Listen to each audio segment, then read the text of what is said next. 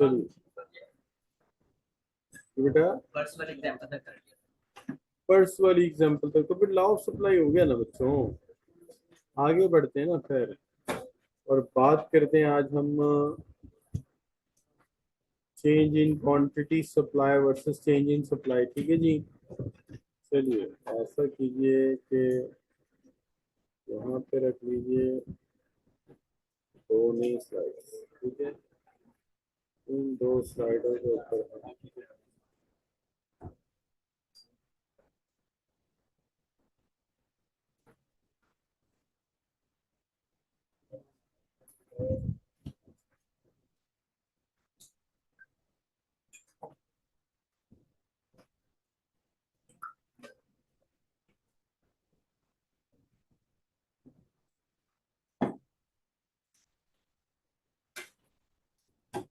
अच्छा भाई बच्चों, आज हम शुरू करते हैं बिल्कुल फ्रेश टॉपिक, इसको हम कहते हैं change in quantity supplied versus change in supply.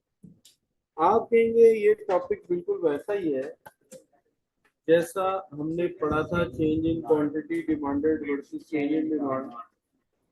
कोई बात नहीं, जाहिर है टॉपिक्स में एक सीक्वेंस तो होती है।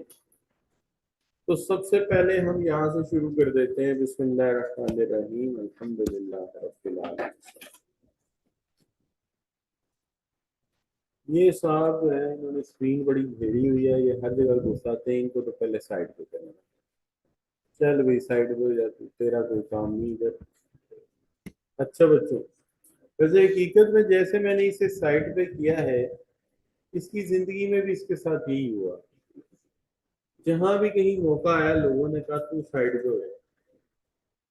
हाँ जी, हर बंदे ने क्या कहा तू, हम हो गए। और आज भी वही हो रहे हैं, चल भाई तू साइड पे हो जा। अच्छा बच्चा, चल बात करें change in quantity supplied versus change in supply. अच्छा, तो मसला ये बच्चों के जो सप्लाई फंक्शन है ये है मल्टीवेरिएट फंक्शन। ये कौन सा फंक्शन है बच्चों? मल्टीवेरिएट फंक्शन उसको कहते हैं जो बहुत सारी चीजों से इफेक्ट होता है। मल्टीवेरिएट फंक्शन किसको कहते हैं? जो बहुत सारी चीजों से इफेक्ट होता हो, बहुत सारी चीजों से उस पर असर पड़ता हो, लेकिन मसला ये कि हर एक फंक्शन में एक फैक्टर प्राइम होता है, एक फैक्टर। अब वो कहते हैं कि क्वांटिटी सप्लाई को प्राइस भी इफेक्ट करती है। एफ पी का मतलब है अवेलेबिलिटी ऑफ फैक्टर, प्रोडक्शन भी इफेक्ट करती है, कॉस्ट ऑफ इनपुट भी इफेक्ट करती है, टेक्नोलॉजी भी इफेक्ट करती है, टैक्सेस और सब्सिडीज भी इफेक्ट करते हैं, प्राइसेस ऑफ रिलेटेड गुड्स भी इफेक्ट करती हैं। बट मसला ये है कि इसके बावजूद एक फैक्टर प्राइम है और उसका नाम क्या है? Price of commodity. इसलिए इसे दो कैटेगरी में चेंज कर दिया कि अगर प्राइम फैक्टर इफेक्ट करेगा तो ये चेंज और तरह शो होगी, और अगर अदर फैक्टर करेगा तो वो और तरह होगी। ठीक है जी, इसलिए हम इसको दोबारा लिख रहे हैं अगली स्लाइड पे। लेकिन अब हम जब लिखेंगे तो सिर्फ क्या लिखेंगे? फंक्शन लिखेंगे, और बाकी ये वाले एलिमेंट्स तो हमने एक्सप्लेन कर दिए ना कि भाई पी से मुराद प्राइस ऑफ कमोडिटी है जो प्राइम डिटर्मिनेंट है, और एफ पी से मुराद क्या है? Availability of factors of production, आपने लिख लिया। अच्छा, सी से मुराद क्या है? कॉस्ट ऑफ टी से मुराद, ठीक है जी, T E C H technology है, और T and S technical subsidies, और टी आर क्या है? और ईटीसी वो है जो अभी हमें याद नहीं। ठीक है जी, तो ये आपने लिख दिया जी। अब आगे हम सिंपल उठा के यहाँ से क्या ले गए? फंक्शन। अब ये जो फंक्शन है हम यहाँ ले गए सारे का सारा। हम फिर यहाँ लिखते हैं याद दिलाने के लिए कि quantity supply is function of price, factor of production, ठीक है जी, cost, technology, taxes, subsidy and prices of related. सबसे पहले हम बात करें चेंज इन क्वांटिटी डिमांडेड। हम कहेंगे भाई चेंज इन क्वांटिटी डिमांडेड एक ऐसी सिचुएशन को कहते हैं जहां पर प्राइस वेरिएबल और ये सारे के सारे क्या है? ये सारे क्या है? कांस्टेंट। ठीक है जी, और चेंज किसकी वजह से आ रही है बच्चों? प्राइस की वजह से। ठीक है जी, चेंज किसकी वजह से आ रही है? प्राइस की वजह से, और जब खाली प्राइस चेंज आए तो उसका नाम रखेंगे चेंज इन क्वांटिटी सप्लाइड। क्यों? टर्मिनोलॉजी है जी, उन्होंने टर्म को ये नाम दे दिया, हमने मान लिया, तो हम इसको लिख लेते हैं। पहली बात, ए change in quantity of commodity, ठीक है ना। हम लिखें क्वांटिटी ऑफ कमोडिटी, क्योंकि मैथ तो क्वांटिटी ही कहेगा ना, वो तो हमें पता है कि सप्लाई है। A change in quantity of commodity due to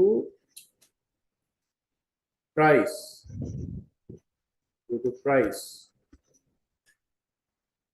ठीक है जी, due to price P, while other factors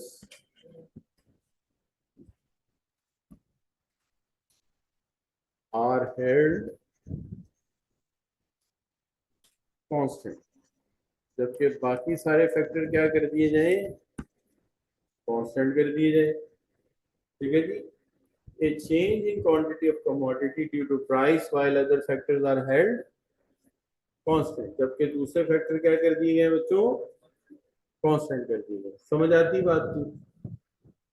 अच्छा, तो अदर फैक्टर्स हैं वो क्या है, वो FP है, ठीक है जी। अच्छा जी, उसके अलावा C है, TECH है, T&S है, इसको टैक्सेस एंड सब्सिडीज आपने कहा, प्राइसेस ऑफ रिलेटेड गुड्स हैं, और अदर एक्सेट्रा। अब देखिए, हम खसूसी तौर पे इन पे एक बार लगा रहे हैं। क्या वजह?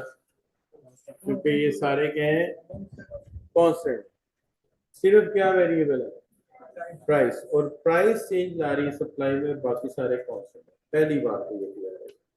हाँ जी, ये सारे कांस्टेंट हैं, चेंज सिर्फ प्राइस की वजह से आ रही है। दूसरी बात, इस चेंज को हम शो कैसे करेंगे, तो कहते हैं कि this change is shown,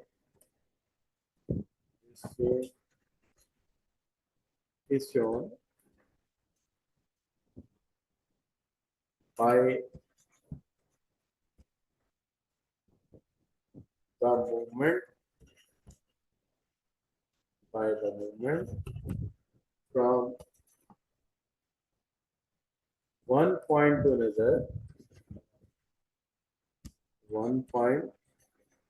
to another, along the same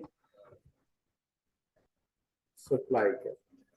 उसी सप्लाई कर्व के एक पॉइंट से दूसरे पॉइंट पर मूव करने से हम इसे जाहिर कहेंगे, उसको कहेंगे मूवमेंट अलोंग द कर्व। क्या कहेंगे? टर्म को किताब में लिखा हुआ है मूवमेंट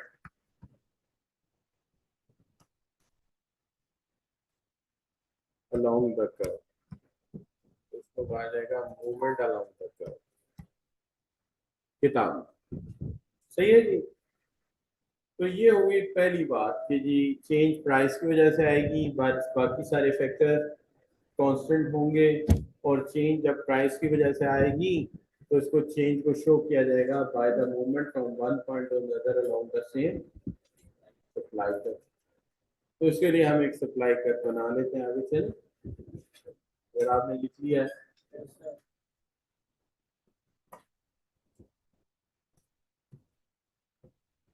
एक दो चीजें आपने अभी से सीख लेनी है। देखिए, एक बात आपने याद रखनी है कि हर साइंस जिसमें भी आप जाएंगे ना, मेडिकल में चले जाएं, इंजीनियरिंग में चले जाएं, चार्टर्ड अकाउंट, वो कहेंगे हमसे बड़ा प्रोफेशनल कोई नहीं, हमसे बड़ा प्रोफेशनल बस हम प्रोफेशनल है, बाकी सारे ठीक है। एटीट्यूड है, सीखना चाहिए, अच्छा एटीट्यूड है। लेकिन बात यह है कि प्रोफेशनल कोई भी ऐसा इंसान कहला सकता है जो अपनी आदत में मेहनती है, पंक्चुअल है, अपने काम में ज्यादा डेडिकेटेड है, प्रोफेशनल है, ठीक है जी। तो अगर आप चाहते हैं कि आप सीए कर लें तो आपको ये बनना पड़ेगा डेडिकेटेड, पंक्चुअल, अपने काम के अंदर ज्यादा इंटरेस्ट लेने वाला। ठीक है। और बात किसी चीज में दिलचस्पी ना हो और उसके अंदर दिलचस्पी पैदा करना भी एक काम है। हाँ जी। ऐसा भी होगा आपके साथ, कुछ चीजें ऐसी होंगी आप दिलचस्पी नहीं होगी लेकिन आपको सीखनी, आपने प्रोफेशन में काम है लिए तो आपको वो करना पड़ेगा। और उसके लिए आपको अपनी जो एटीट्यूड है उस पर कंट्रोल होना चाहिए। अच्छा बच्चों, यहाँ तक तो ये तो इंटरेस्टिंग जा रही है ना। इकोनॉमिक्स तो मोस्ट इंटरेस्टिंग जा रही है अभी तक जितनी भी आपने पढ़ी सब कोर्सेज से। क्या हाल है? लेकिन कोर्स ही इंटरेस्टिंग एक है पीआरसी में और वो है इकोनॉमिक्स। बाकी तो बस ये वैल्यू यहाँ डाल दो तो ये जवाब आ जाएगा, ये वैल्यू यहाँ डाल दो, ये क्वांटिटेटिव मेथड है। कॉन्सेप्ट नाम की चीज ही कोई नहीं उसके अंदर। इक्वेशन है, वैल्यू डालते जाओ जवाब निकलता है, वो तो एक मशीन की मानद है।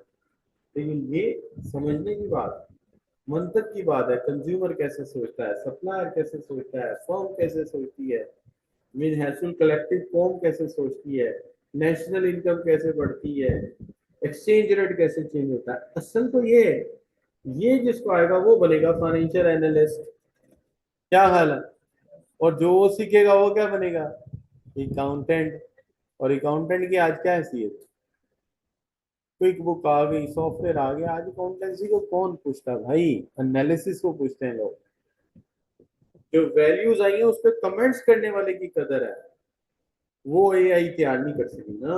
आर्टिफिशियल इंटेलिजेंस इस तरह की रिपोर्ट तैयार नहीं कर सकती, लिहाजा वहां आपका मुकाम है। तो इसको सीखो अगर पैसे कमाने। अकाउंटेंसी सीखो, हो सकता है तो सॉफ्टवेयर बनाना पड़ जाए, लेकिन याद रखना आज अकाउंटेंट की जरूरत किसी को एक ऐसे पास को बता दो उसे को ये इनवॉइस यहाँ टैली डालना, ये यहाँ डालना, ये यहाँ डालना, सॉफ्टवेयर का एक बटन दबाओ और आपको फाइनेंशियल स्टेटमेंट नहीं निकल आएगी। दिन में 10 दफा प्रिंट कर लो। वो जमाने के लेजर बनता है, जर्नल बनता है, कहानियां कहानियां कहानियां कहानियां कहाँ करोगे? एक पीच ट्री की सीडी लाओ, सारा क्वांटिटेटिव मेथड हो गया। एक्चुअल काम क्या है? चीजों को इंटरप्रेट करना। और इंटरप्रेट करने के लिए क्या चाहिए? इकोनॉमिक्स चाहिए, अच्छा नॉलेज चाहिए, मैनेजेरियल एंड फाइनेंशियल एनालिसिस दूसरा कोर्स, एडवांस फाइनेंशियल एनालिसिस तीसरा कोर्स। ठीक है जी। ये बेसिक ऑडिट, ये वो कोर्स है जहां से आपको रिपोर्टिंग आएगी कि रिपोर्टिंग करते कैसे।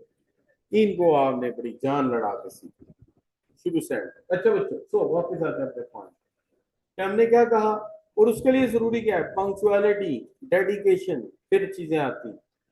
अच्छा जी, बात ये हो गई कि चेंज लाई, वो प्राइस लाई, बाकी सारे कांस्टेंट। चेंज शो कैसे करेंगे? Movement from one point two another along the same supply का बनाते हैं। देखिए जी, हमने जब लॉ ऑफ सप्लाई पढ़ा, एक स्केड्यूल बना लिया। प्राइस क्या थी? Suppose 30 rupees, 20 rupees, 10 rupees. हम कहते हैं चले इनिशियल प्राइस आपकी है 20 रुपीज, ठीक है जी। और इस पर जितनी सप्लाई आप खरीद रहे हैं, क्वांटिटी, सॉरी खरीद रहे हैं, प्रोवाइड कर रहे हैं, जितनी सप्लाई आप दे रहे हैं वो है 200 केजी।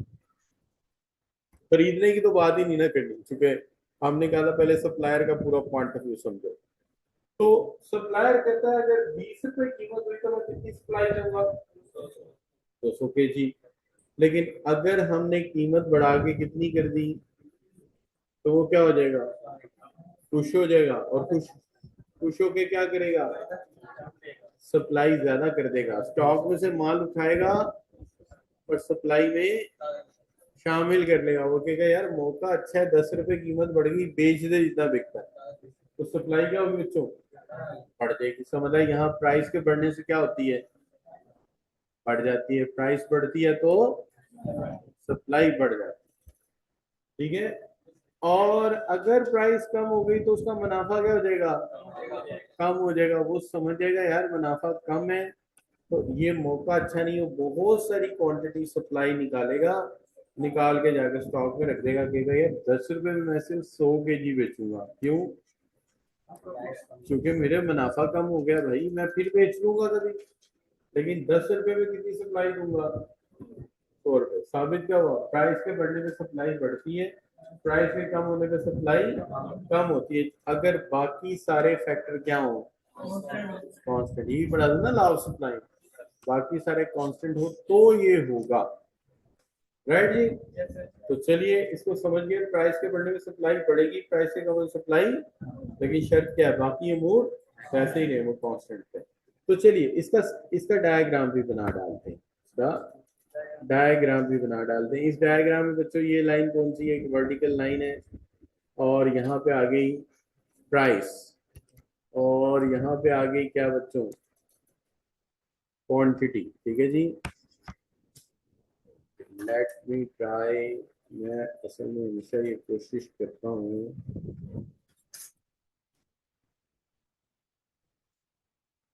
अच्छा बच्चों,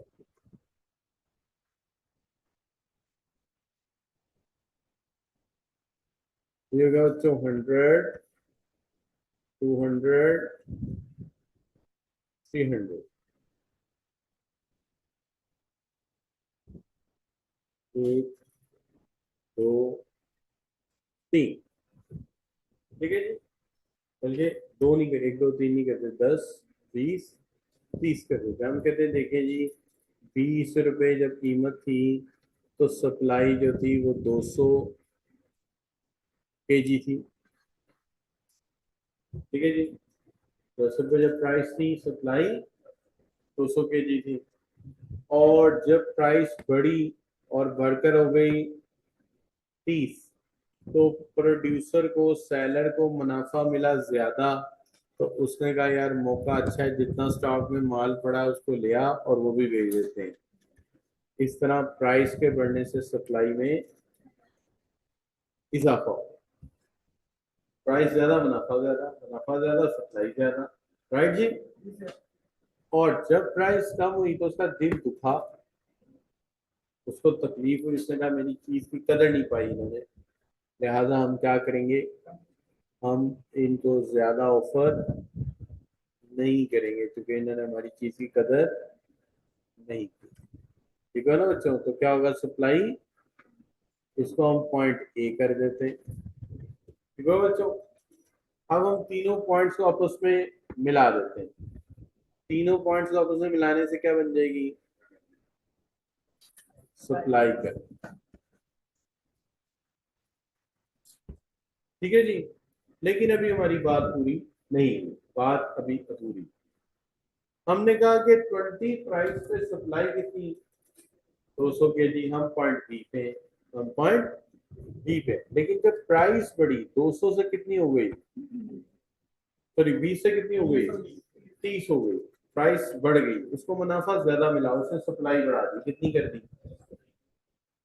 200 से कितनी कर दी? 300। हम बी से कहाँ चले गए? सी पे। वही सप्लाई कर रहा है कि कोई और है? उसी सप्लाई करके एक पॉइंट से दूसरे पे चले गए, क्या कहेंगे इसे? Extension in supply.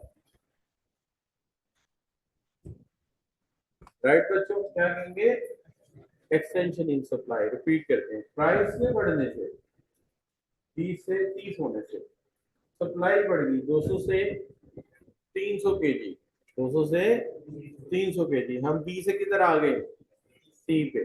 और बी से सी पे जब हम गए तो सप्लाई कब तो वही रहा, लिहाजा हमारी बात वही रही ना कि this change is shown by movement from one point two another along the same. तो उसी सप्लाई कर्व का पॉइंट बी है और उसी का सी है। राइट जी?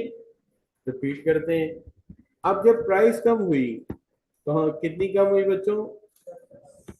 शाबाश, ये हो गई 20 से 10 हो गई, कम हो गई, उसको मुनाफा कम मिला, उसने सप्लाई कम कर दी, 200 से 100। अब बी से कहाँ आ गया? ए पे, वही सप्लाई कर रहा है। अब इसको आप क्या कहेंगे? Contraction in supply.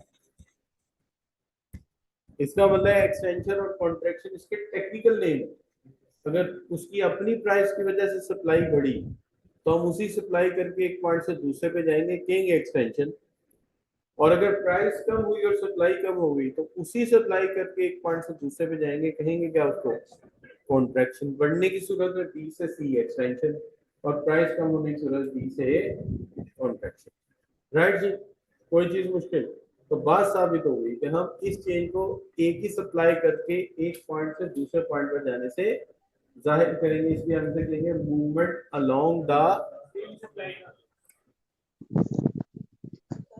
ठीक है जी। और हमने क्लियर कर दिया कि वो फैक्टर सारे क्या थे, कांस्टेंट। क्लियर जी, कोई चीज मुश्किल जी? राइट, तो चलिए डायग्राम बना लीजिए, स्केड्यूल भी बना लीजिए ताकि हम आगे चल सके।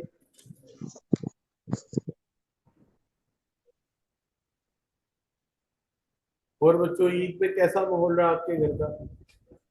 तो बकरा शकरा लिया आप लोगों ने? कोई बकरा मुर्गा?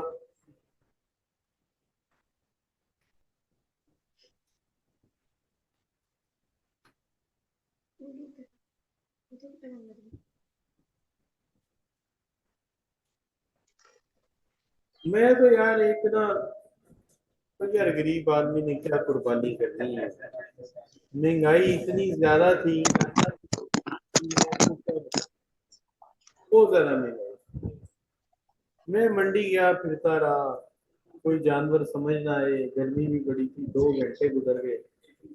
शाहपुर गया हुआ था, कोई बात समझ ना आई, महंगाई इतनी।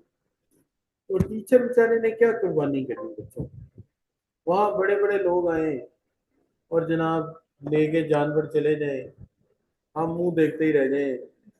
कभी रेट भी लगाए तो कोई हमारे साथ सीरियसली बात ही ना करे। फिर बच्चों क्या हुआ कि आखिरकार 2 घंटे की गर्मी खाने के बाद हमने तंग आके एक बकरा तो मिले नहीं, हमने एक, वो होता ना, क्या कहते हैं यार वो, बैल, छोटे वाला, उसका रेट लगाया। ये देखो, ये वाला बैल था। कैसा लग रहा है आपको? छोटा सा है ना? ये मेरे घर के सामने प्लॉट खाली पड़ा हुआ है ना, ठीक है। तो मैं असल में गरीब आदमी हम, तो सोसाइटी में जगह ज्यादातर जो स्टैंडर्ड जगह है ना वो 2 कनाल है। तो 2 कनाल वाले प्लॉट जो है ना बच्चों, वो बाग के साथ साथ बड़ी अच्छी जगह था। तो हम गरीब लोग, हमारा 1 कनाल गया था, हमारा साइड पे उन्होंने बनाया। 1 कनाल 10 मरले साइड पे और 2 कनाल सेंटर में। तो बच्चों ये हमने लिया, फिर अपना क्या कहते हैं, देखो जरा, ये है, प्यारा है ना बच्चों? नहीं बच्चों, घर में वो दावदा था ही इतना छोटा ना, था नहीं बड़े वाला, तो उसमें उसको पानी पिलाया हमने। रस्सियां तो इसलिए बांधी कि अगर छूट गया तो हमसे पकड़ा नहीं जाना था। तो ये फिर मैं लेके आया इसको। देखिए कैसा प्यारा बैल, नहीं है ना? तो कलर देखे आप, कलर, कलर के एक्स्ट्रा पैसे लगे मेरे, लेकिन मैं ले आया, ठीक है ना? ठीक है ना, क्या कहते हैं? नहीं बच्चों, वो समय पीछे मेरी बेगम खड़ी इंस्पेक्शन के लिए। क्या सुन, ये देखो, अब देखो, अब सही नजर आ रहा है आपको? क्या हाल है ना, खूबसूरत बैल। सब। तो क्या बच्चों, गरीब आदमी ने क्या कुर्बानी करनी? बस दुनिया है, काम चला रहे हैं बस। अब आ गए दुनिया का, क्या करें? सीए गया नहीं पूरा, नहीं तो आज हमारे पास भी बड़ा चोगा बैल होता, छिका। अच्छा बच्चों, कोई बात नहीं, खैर। चोगा छिका बैल समझते हैं? जिसकी कुहान बड़ी सी होती है, दांत 6 निकले होते हैं, वो तो बैल होता है ना। चलो अल्लाह का बड़ा शुक्र है, अल्लाह कहते तुम मेरा शुक्र करो मैं तुम्हें और दूंगा। तो या अल्लाह तेरा शुक्र है, तूने ये दिया है, अगली दफा साथ दो और किसी ने बकरे भी दे दे। अच्छा बच्चों, तो जी यहाँ तक बच्चों समझ आई बात की? अच्छा जी, अब ये क्लियर है आपको कि ये प्राइस फ्लो से चेंज आया है, इससे उसी के एक पॉइंट से दूसरे पॉइंट पर हमने मूव करने से इसको जाहिर कर दिया। राइट हो गया बच्चों? चलिए अब बात करते हैं बच्चों दूसरी तरफ की। दूसरी तरफ की सिचुएशन है ना, वो ये है कि अगर बिल फर्स्ट प्राइस कांस्टेंट हो, और चेंज इन में से किसी एक या ज्यादा की वजह से आए तो फिर इसको टर्मिनोलॉजिकल नेम दिया जाएगा चेंज इन सप्लाई। ठीक है जी। फिर हम क्या लिखेंगे, फिर हम इसके बिल्कुल बरक्स लिखेंगे ए चेंज। अच्छा, चेंज कमोडिटी के में ही आएगा लेकिन नेम बदल देंगे, change in quantity of commodity. हालांकि चेंज क्वांटिटी में ही आया लेकिन हम इसका नाम दूसरा रखेंगे क्योंकि वजह दूसरी है। Change in quantity of commodity not, देखिए इतना बड़ा नॉट लिखा है, नॉट ड्यू टू प्राइस। अब प्राइस की वजह से नहीं आया, it is due to other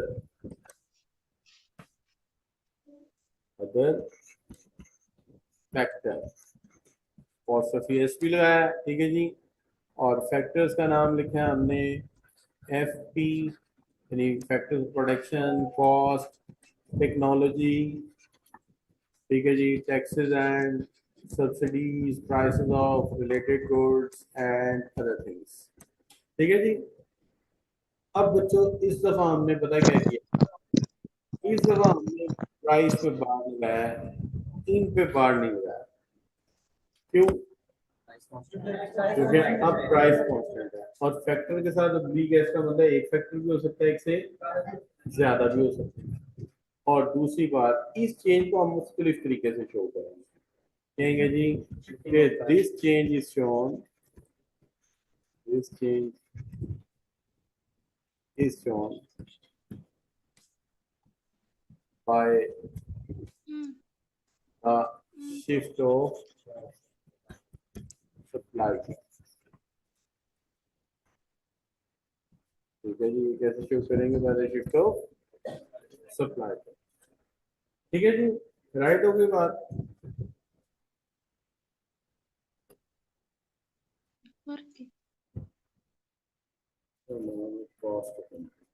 चलो लो बच्चों नोट कर लो, फिर आगे बढ़ते।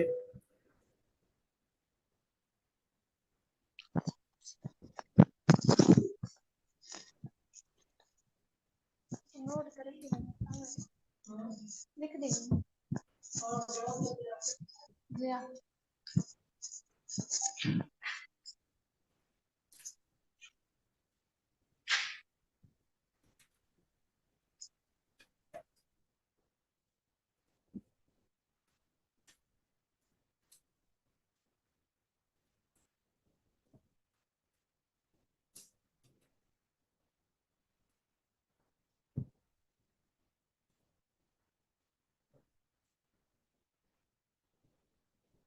अच्छा बच्चों चले जी, अपनी बात हम आगे बढ़ाते हैं।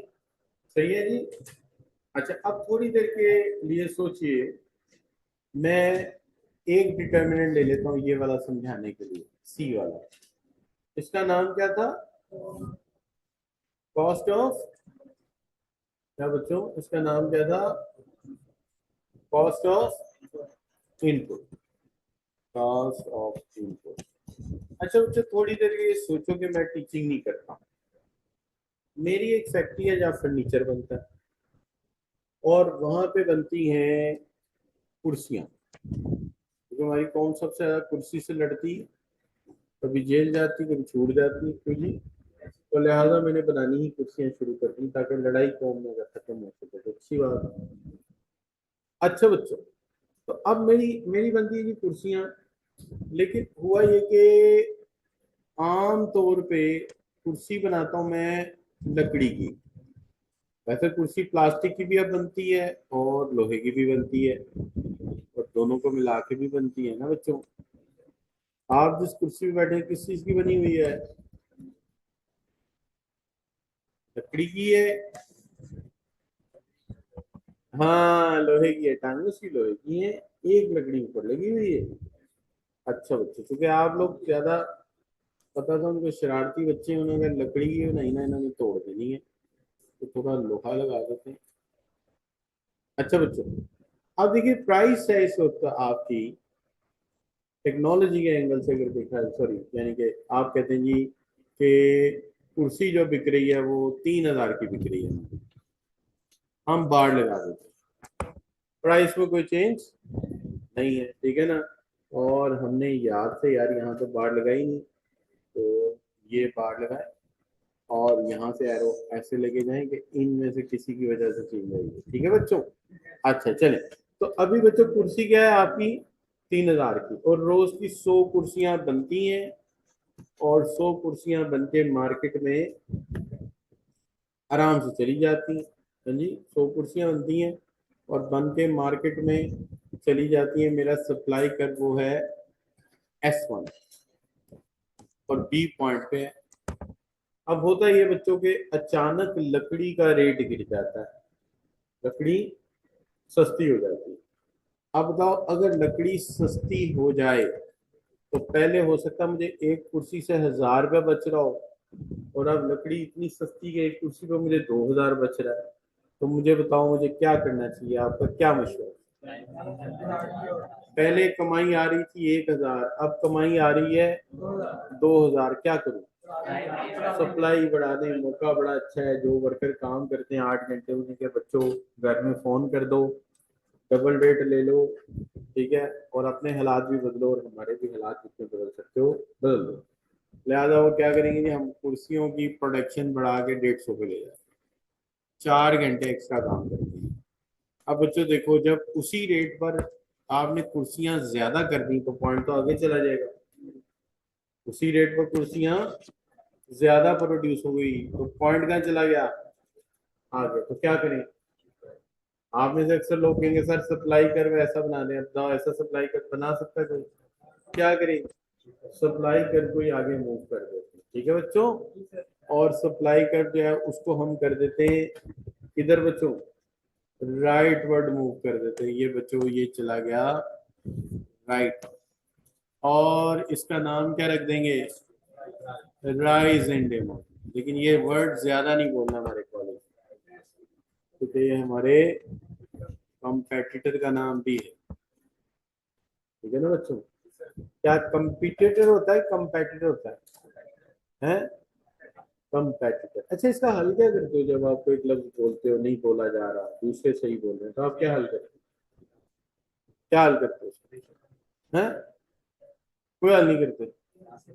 तो यार उसको गूगल पे लिखा करो, वहां एक स्पीकर आ जाता है, उसको दबाओ, उसको 15-20 दफा सुनो, वो आ जाएगा। उसमें कौन सी ऐसी बात है? नहीं आ जाएगा, इसमें कौन सी ऐसी बड़ी बात है? क्या हाल? देखिए हर बंदे को ऐसे ही सीखना पड़ता है, मजबूरी है। और क्या करेंगे? एक्सेंट वगैरह ठीक करना, बाकी चीजें ये ऐसे ही ठीक होती हैं बच्चों। इसमें ये नहीं होता कि जी आप अपनी मर्जी से काम चलाते हैं। क्या ख्याल है बच्चों? सारे ऐसे ही करते हैं, मैं आपको दिखाता हूँ कैसे काम करते हैं। ये देखो, हमारा अपना एक तरीका कार होता है काम करने का। अभी ये देखो, हम यहाँ से इसको हटा देते हैं, तो तुम्हें हम बताते हैं कि देखो सारे किस तरह काम चलाते हैं। हाँ, हमने मेथड्स लिखे होते हैं इसके। तो देखो एक वक्त में ना हमें भी कभी कोई प्रॉब्लम हो जाए ना, तो हम फिर इन चीज़ों को मैनेज करते हैं। भाई इस चीज़ को बोलना कैसे आपने, तो जिस चीज़ को आपने बोलना है उसको उस तरीके से फिर लेके चलना भी पड़ता है। देखो जैसे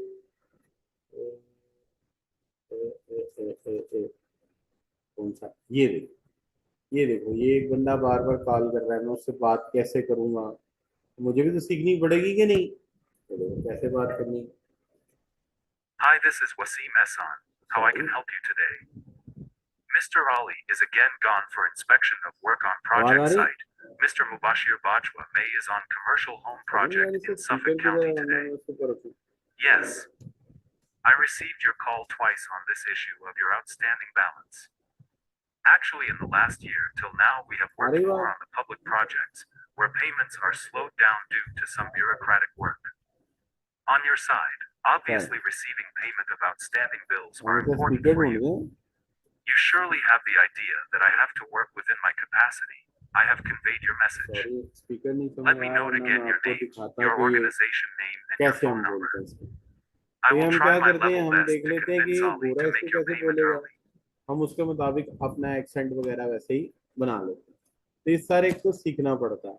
तो आप भी कोशिश किया करें, साथ साथ इसको सीखते जाएं ताकि आपको फ्यूचर में प्रॉब्लम ना हो। अच्छा बच्चों, चलिए तो बात जारी रखते हैं हम अपनी। कहाँ तक पहुंच गए थे? हमने कहा कि जी बात असल में ये है कि लकड़ी सस्ती हो गई, 2,000 रुपये बचता था, 2,000 बचना शुरू हो गया, तो हमने क्या किया बच्चों? हमने ये कहा कि चलो जी सप्लाई बढ़ा देते हैं। सप्लाई बढ़ा के कहाँ ले गए? ठीक है जी, 150 पे। अब जाहिर बात है पॉइंट आगे चला गया तो कर भी हमने उसका नाम क्या रख दिया? Rising demand. अब दोबारा शुरू करते हैं जी। फर्ज करें कि इसके बरक्स होता है, लकड़ी महंगी हो गई, लकड़ी मुनाफा हो गया कम। अब हमारे पास और कारोबार भी है, तो 1,000 रुपया बचता था, अब बच रहा है 200 या 250 रुपया। अब क्या करें? अब हम सप्लाई कम करके वो पैसा किसी और कारोबार में लगा देंगे और लड़कों की बस तनख्वाह निकाल लेंगे यार, सैलरी, ताकि बच्चे भाग भी ना जाए, दोबारा बढ़ भी तो सकता है। तो इसलिए हम वेट एंड सी पॉलिसी रखते हुए प्रोडक्शन थोड़ी कम कर देंगे और बच्चों से कहेंगे भाई काम करो, कितना 8 घंटे कर रहे थे, 4 घंटे काफी है, अपनी तनख्वाहें लो और निकलते बनो। सही है जी।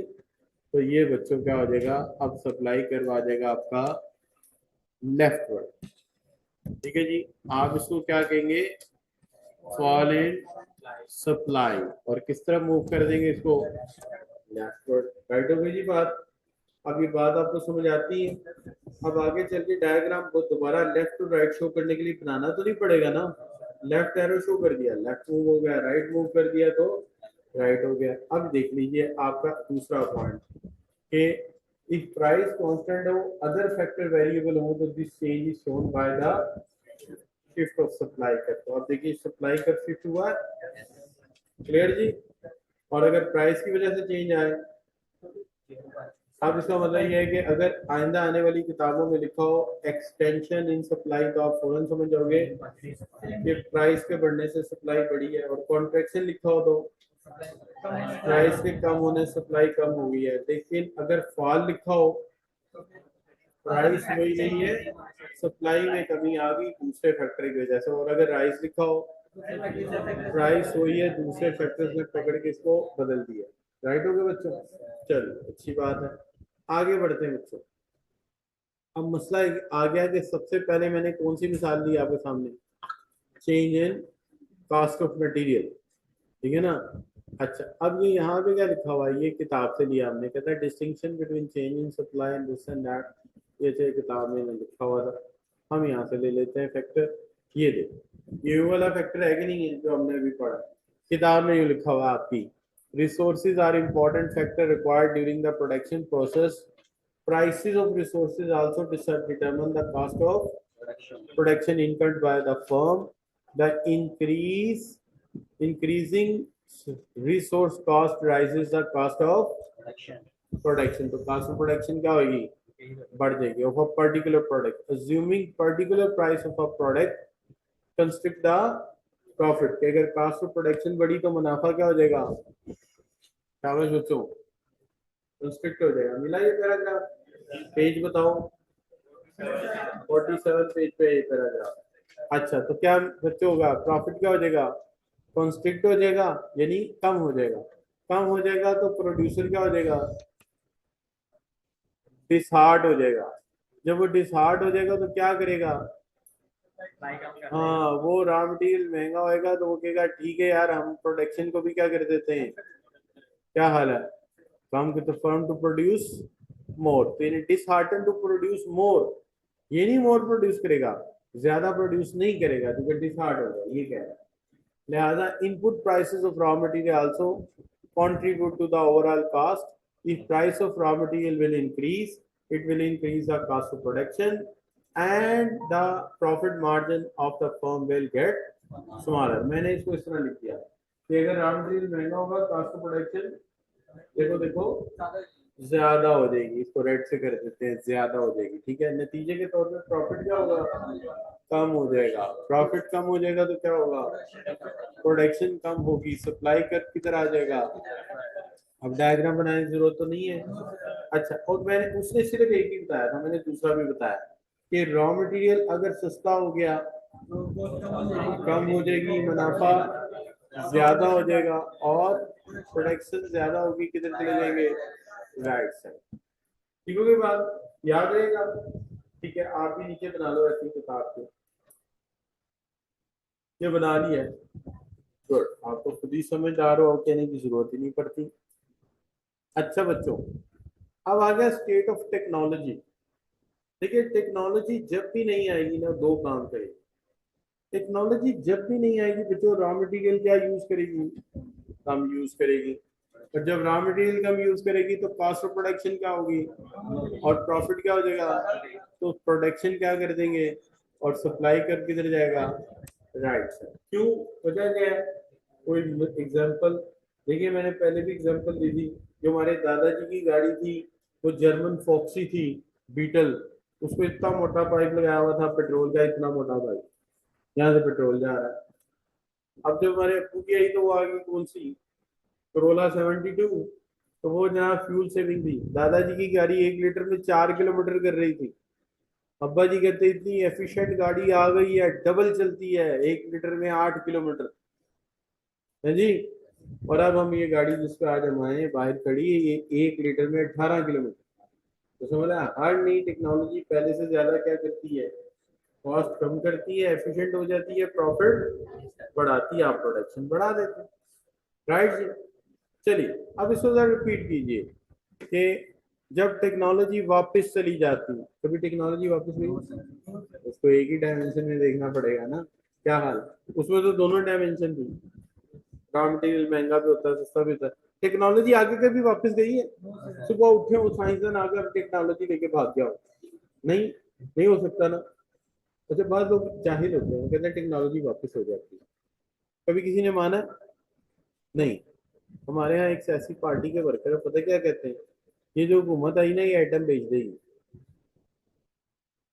एटम टेक्नोलॉजी वो अमेरिका को दे देगी। तो भाई ऐसे नहीं होता। अमेरिका रोल बैक कब तक कहता रहा, जब तक एटॉमिक एक्सप्लोजन नहीं हुआ। जब एटॉमिक एक्सप्लोजन हो गया अब रोल बैक का कहता है, कभी भी नहीं कहेगा। क्यों नहीं कहेगा, वजह, वजह ये है कि एक दफा एटॉमिक एक्सप्लोजन हुआ, होने के बाद क्या हुआ जी कि वो जो टेक्नोलॉजी थी वो सुपर कंप्यूटर में रिकॉर्ड हो गई। आपका फार्मूला हर चीज रिकॉर्ड हो चुकी है, जिसने लेनी ले जाए, हम दोबारा बना लेंगे। फार्मूला ही तो बनाना था यार। ये जरा देखना, ये डबल नोट में क्यों चला गया भाई, जरा देखना डबल नोट में क्यों चला गया। ये एकदम ना आवाज डबल दे रहा है, मौलवी करते हैं ऐसा, मैंने क्यों करनी डबल आवाज इम्पैक्ट के लिए ना। तो ये आवाज को ना वापस भेज रहा है। अच्छा बच्चों, ठीक होगी बात, नहीं समझ आ रहा अब, नहीं रहने इसको उतारिए। अच्छा चलो बच्चों, यहाँ तक बात ठीक है। अच्छा, तो टेक्नोलॉजी कभी वापस नहीं जाती। हाँ एक चीज हो सकती है इसके अलावा, टेक्नोलॉजी कभी कभी जब आती है उसकी स्पीड ऑफ प्रोडक्शन भी ज्यादा होती है।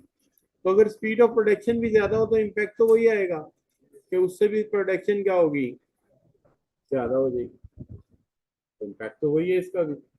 अच्छा बच्चों, तो इसने कैसे लिखा, कहता है sometime firms are able to produce different goods such as ladies bag, hand bag, oh sorry ये कहाँ चले गए। कहता है कि इम्पोर्टेंट डिटर्मिनेंट है क्या बच्चों, टेक्नोलॉजी। कहता है कि क्या से पढ़ते हैं, कहता है improvement in technology of production facilitate the firm to produce units of output with less resources। ये प्रोड्यूस करेगा किससे, लेस रिसोर्सेज से, and this way profit margin of firm क्या होगा, इंक्रीज हो जाएगा। तो देखिए हमने ऐसे शो किया है, राइट हो गई बात। चलिए अगली बात करते हैं, टैक्सेस एंड सब्सिडी। देखिए अक्सर ऐसा होता है कि हम कोई चीज खरीदने जाते हैं ना, उस पर टैक्स लग जाता है, और हम कोई चीज बनाने जाते हैं उस पर भी टैक्स लगाओ मटेरियल में, तो हमारा प्रॉफिट मार्जिन हिट होगा। जैसे फर्ज करें कि मैं पढ़ाता नहीं हूँ, मेरा एक प्रिंटिंग प्रेस है और मैं किताबें छाप के बेचता हूँ। क्या बच्चों, मेरा एक प्रिंटिंग प्रेस है और मैं किताबें प्रिंट करके बेचता हूँ। अगर फर्ज करें हुकूमत सेल्स टैक्स लगा देती है, इनडायरेक्ट टैक्स लगा देती है, तो जब मैं किताब बनाने के लिए इंक लेने जाऊंगा तो वो भी क्या मिलेगी, महंगी। और अगर पेपर खरीदूंगा तो वो भी कितने का मिलेगा, महंगा। नतीजा क्या होगा, कॉस्ट बढ़ जाएगी, प्रॉफिट कम हो जाएगा। और जब प्रॉफिट कम होगा मैं प्रोडक्शन भी क्या करूंगा, कम कर दूंगा। रिपीट करते हैं जी, मैं एक प्रिंटिंग प्रेस चलाता हूँ जिसके लिए मुझे पेपर और इंक चाहिए थी, दोनों पे हुकूमत ने क्या लगा दिया, टैक्स लगा दिया। जब टैक्स लगा दिया तो पेपर भी महंगा हो गया, इंक भी महंगी हो गई। तो मैं क्या करूंगा, जब मैं लेने जाऊंगा वो महंगा मिलेगा और मेरा कॉस्ट बढ़ गई और प्रॉफिट कम हो गया। इसने कैसे लिखा है, कहता है जब टैक्सेस इंक्रीज होते हैं, ये देखिए क्या होता है, शाबाश, कॉस्ट ऑफ प्रोडक्शन क्या होती है बच्चों, बढ़ जाती है। और क्या होती है, सप्लाई रिड्यूस हो जाती है। सही हो गई यहाँ तक, सही है जी। अच्छा, बात समझ आती है। लेकिन बच्चों इसके बरक से एक चीज होती है सब्सिडी, जिसके उलट होती है। टैक्सेस हुकूमत लगा के वसूल करती है, सब्सिडी हुकूमत देती है। वो कैसे, फर्ज करें कि हम जाते हैं किसान के पास, किसान को कहते हैं किसान भाई तुम ऐसा किया करो, तुम जो है खाद जो है ना वो लगाया करो, अपने खेतों में बिखेरा करो। वो कहता है नहीं, महंगी बड़ी है। यहाँ हुकूमत मेरे पास आती है, तुम ऐसा करो किताबें ज्यादा छापो, हमने बच्चे ज्यादा पढ़ाने हैं। तो मैं कहूंगा मैं नहीं छाप सकता, क्यों, क्योंकि पेपर महंगा है, क्यों महंगा है। तो इसके बरक्स हुकूमत क्या कहती है, पंजाब टैक्स बोर्ड में ऐसा होता है कि ऐसा करते हैं, तुझे 30% इंक जो है ना उसके पैसे हम दे देंगे। यानी कि 100 रुपए की इंक पॉट है तो 70 तू दें, 30 रुपए हम देंगे। और पेपर रिम अगर 100 रुपए का है, 60 रुपए तू दें, 40 रुपए हम देंगे। तो मैं जितनी इंक खरीदूंगा उसको 30 रुपए कौन देगी, गवर्नमेंट देगी, और 70 रुपए मैं दूंगा। और जितना पेपर खरीदूंगा 40, इस तरह मेरी कॉस्ट क्या हो जाएगी, कम हो जाएगी। मैं प्रोडक्शन क्या करूंगा, और इससे किधर जाएंगे, राइट वर्ड। उससे कहाँ गए थे, लेफ्ट वर्ड। अब ये लाइन से आगे पढ़ो, in case of subsidies it is reverse. Subsidy के केस में रिवर्स हो जाएगा। क्या रिवर्स हो जाएगा, कि कॉस्ट ऑफ प्रोडक्शन कम हो जाएगी, और कॉस्ट ऑफ प्रोडक्शन के कम होने से क्या होगा, राइट हो गया बच्चों, राइट जी। चलिए चौथा फैक्टर पढ़ते हैं, प्राइसेस ऑफ अदर गुड्स। देखिए याद रखिए, prices of other goods demand के केस में ना दूसरे अदर गुड प्रोड्यूस कर रहे थे, और सप्लाई के केस में अदर गुड्स हम खुद प्रोड्यूस कर रहे हैं। फर्ज कीजिए कि मेरे पास एक ऐसा प्लांट है जिसमें कार भी बनती है और जीप भी बनती है। इस वक्त फर्ज करें कि मैं कार बना रहा हूँ, क्या बना रहा हूँ बच्चों, इसमें मैं कार प्रोड्यूस कर रहा हूँ। ठीक है, मैं कार का यानी बाय प्रिंसिपल मैं कार का सेलर हूँ, जीप कभी कभी बनाता हूँ। अब फर्ज करो मैं कार बना रहा हूँ और इस हालात में जीप सस्ती हो गई है, क्या मुझे कोई चेंज करनी चाहिए, नहीं, कार ही बनानी चाहिए। क्यों, जीप सस्ती है तो मुझे अपने प्लांट का लीवर ऊपर की तरफ कर देना चाहिए। ऊपर की तरफ क्या प्रोड्यूस हो रही है, क्यों कार प्रोड्यूस कर रहा हूँ, क्योंकि जीप, इसलिए मैं जीप की सप्लाई देनी ही नहीं चाहता। मैं किसकी सप्लाई देना चाहता हूँ, कार की। अगर कल को आप लोगों को बच्चा आए मुझे, सर आप कारें बनाते हैं जीप क्यों नहीं बनाते, तो मैं क्या कहूंगा, बेटा जीप सस्ती है, उसकी कीमत कम है, तो मैं वो क्यों बनाऊं।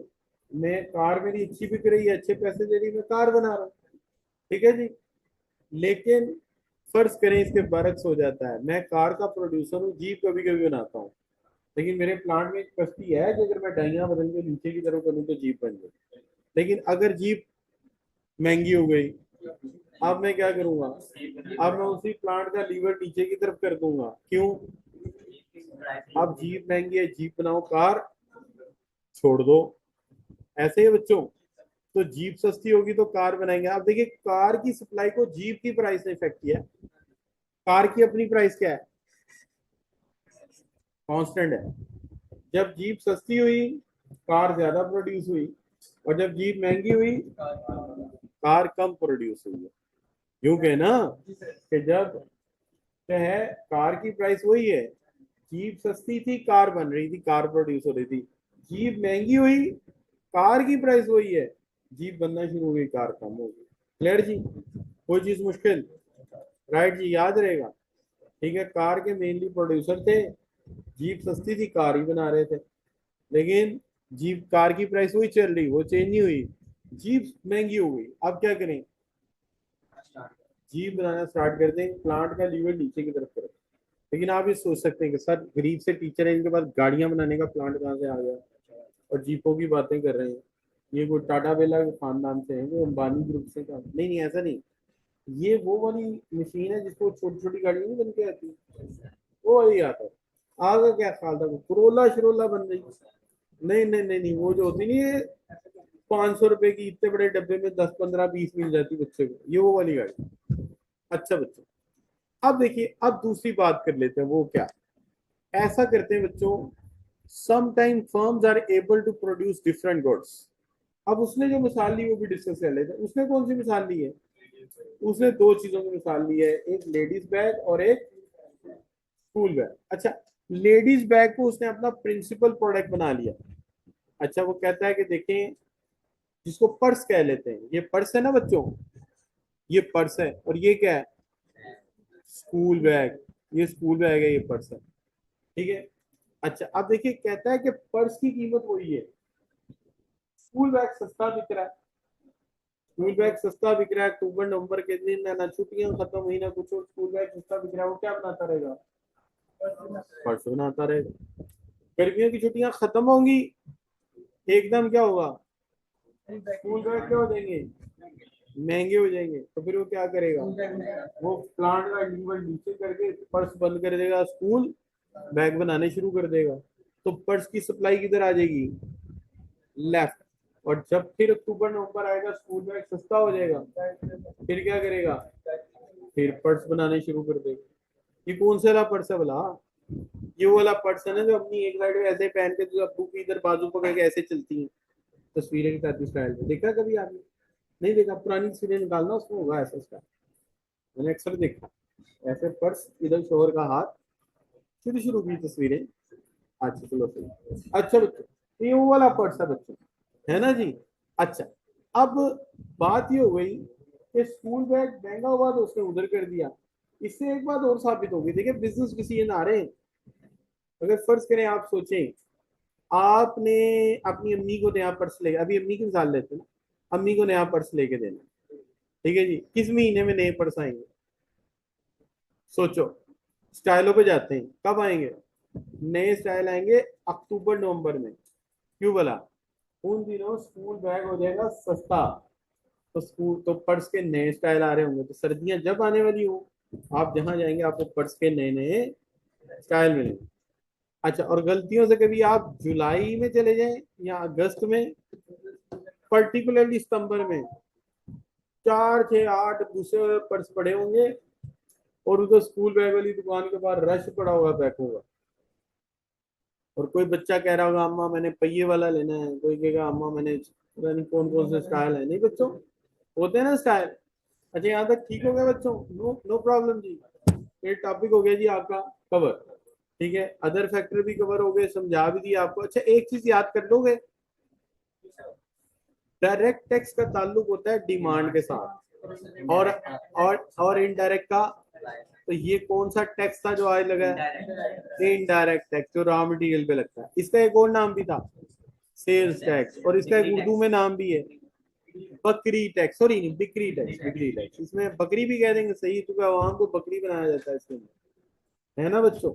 तो चले, यहाँ तक ठीक हो गया जी, डन करते हैं। तो आज का लेक्चर ओवर होता है जी, कल इंशाल्लाह इसको आगे लेके चलेंगे, ठीक है।